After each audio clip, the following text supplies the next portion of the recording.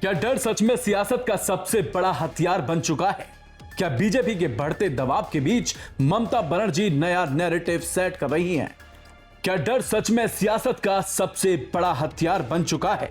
क्या बीजेपी के बढ़ते दबाव के बीच ममता बनर्जी नया नैरेटिव सेट कर रही हैं? और क्या 2026 का बंगाल चुनाव डर बनाम भरोसा की लड़ाई बनता जा रहा है? पश्चिम बंगाल में चुनावी बिगुल बज चुका है और इस बार मुकाबला सिर्फ सीटों का नहीं बल्कि साइकोलॉजिकल बैटल का है।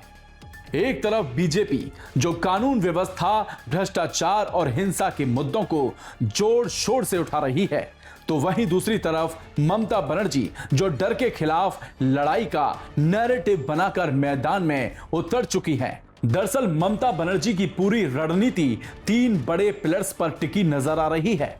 डर का नैरेटिव ममता बनर्जी लगातार अपने भाषणों में यह संदेश दे रही हैं कि बीजेपी एजेंसियां जैसे ईडी और सीबीआई का इस्तेमाल कर विपक्ष को डराने की कोशिश कर रही है। ममता का सीधा मैसेज है, हम डरने वाले नहीं हैं, हम लड़ेंगे। यानी जनता के बीच खुद को फाइटर और बीजेपी को प्रेशर पॉलिटिक्स के रूप में पेश करना। ममता बनर्जी एक बार फिर बंगाल बनाम बहारी का मुद्दा उभार रही हैं। उनके भाषणों में बार बार ये लाइन सुनने को मिल रही है कि दिल्ली से बंगाल को कंट्रोल नहीं किया जा सकता। इससे वो लोकल वोटर्स को इमोशनली कनेक्ट करने की कोशिश कर रही है।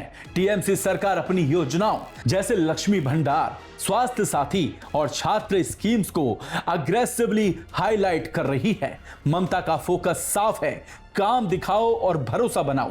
अब सवाल यह है कि बीजेपी क्या कर रही है? बीजेपी लगातार भ्रष्टाचार, शिक्षक भर्ती घोटाला, एसएससी केस, कानून व्यवस्था और हिंसा जैसे मुद्दों को उठा रही है। साथ ही केंद्रीय नेतृत्व की रैलियों के जरिए माहौल को नेशनल वर्सेस रीजनल की तरफ मोड़ने की कोशिश भी जारी है।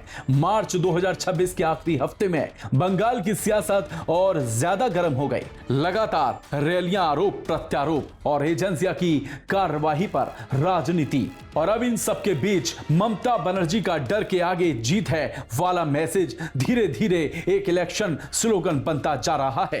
पॉलिटिकल एक्सपर्ट्स मानते हैं कि अगर ममता बनर्जी इस नैरेटिव को सही तरीके से ग्राउंड तक पहुंचाने में सफल होती हैं तो यह बीजेपी के लिए चुनौती बन सकता है। लेकिन अगर बीजेपी भ्रष्टाचार और कानून व्यवस्था के मुद्दों को और धार देती है तो मुकाबला बेहद कांटे का हो सकता है।